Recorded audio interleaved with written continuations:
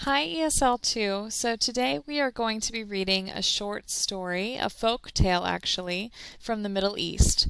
So if you guys remember me talking about this in class, the Middle East is those countries like Syria, Israel, Iran, Iraq. Those are countries that make up the Middle East. So today we're going to read about a famous folk tale from that region. And the folktale focuses on a character named Nasruddin Hoja.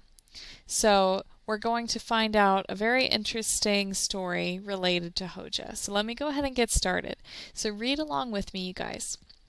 Nasruddin Hoja looked at his donkey and frowned. The beast was a bag of bones and had a dirty, shaggy coat. It stood under a tree, dully chewing a clump of grass. "Look at you," Hoja sneered. "You are completely worthless to me. All you do is stand under that tree. You refuse every order I give you." The lazy donkey didn't even look at Hoja.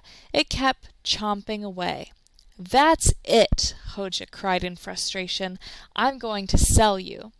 So the next day Hoja led the scrawny creature to the crowded marketplace in the center of the village. He was grateful for the 30 dinars a foolish man offered him for the beast.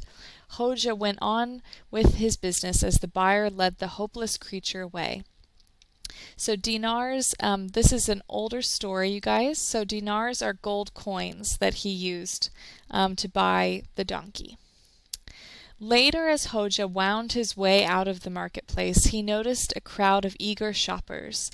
Curious to see what treasure they were after, Hoja pushed through to the center of the group. He was startled to see his donkey. The beast's new owner was shouting, "Look at this fine animal! Have you ever seen a better donkey? See how clean and strong it is. You will never find a better worker. Who will bid for this exceptional creature?" The buyers pressed forward eagerly. "What a prize! What a find!" they murmured excitedly. One shopper offered 40 dinars for the donkey. Another man offered 50. A third offered 55. Puzzlement furrowed Hoja's brow. "I thought that donkey was just an ordinary animal," he said to himself, scratching his scraggly beard. "Was I a fool? It is obviously very special. It's 1 in a million." The new owner swept his arm around the donkey and cried, "How can you pass up the chance to own such a magnificent beast?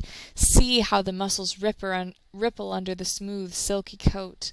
Look at those bright, intelligent eyes." Hoja squeezed his way to the front of the crowd. The man's flowery words floated through the warm air, filling Hoja's ears. 75 dinars once? The man yelled. 75 dinars twice? Hoja's skin tingled. He raised his hand excitedly and shouted, "I bid 80 dinars!"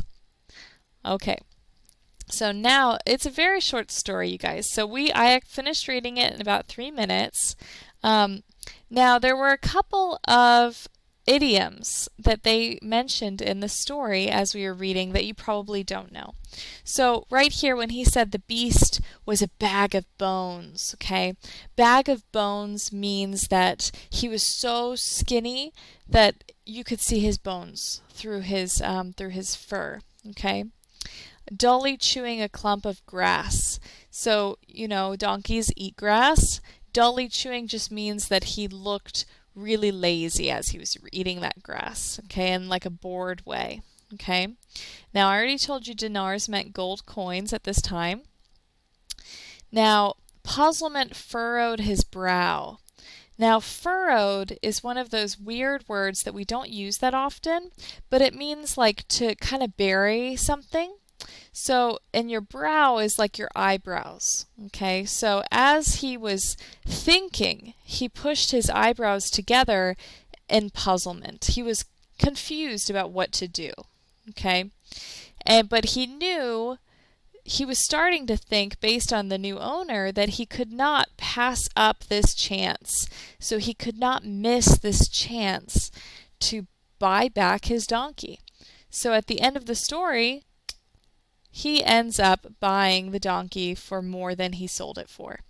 So this is what I want you guys to do. on Google Classroom, you have this. So during the reading that I just did for you, I want you to go back through and I want you to answer these 3 questions. Okay? And then after you have read everything one more time on your own, okay, I want you to answer this question about what do you think the moral of the story was? What did the author of the folktale want us to understand about people and how we can be tricked? Now, if you guys have any questions, remember you can always ask me. You can send me an email or you can go ahead and sign up for a video chat. Bye, guys. Have a great day back from spring break. Stay safe.